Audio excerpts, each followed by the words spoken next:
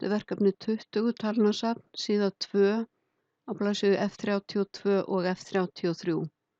Þið setjið sjálf formúlur í jóðdálk og annað útlit á 10 efstu tölurnar í talnasafninu. Hér valdi ég rauðan ramma en þið megið velja hvað sem er.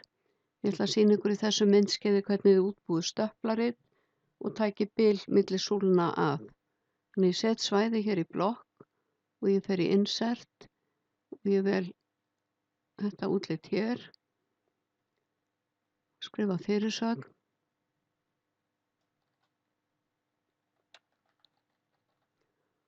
og ég ætla að hafa titla við Ása, þannig að ég fer hér og vel Access Titles og hér ætla ég að skrifa tíðni og hér fyrir neðan flokkur.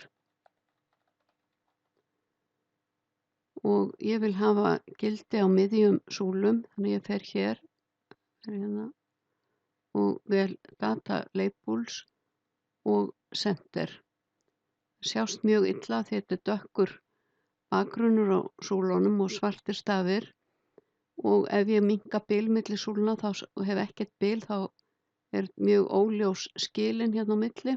Þannig ég ætla að velja annað útlit, ég ætla að velja þetta útlit hér. Nú sjást tölurnar á miðjum súlum mun betur en til að breyta bili hér á milli þá fer ég yfir einhverja súlu, ít á hægri músana og verða þær allar valdar.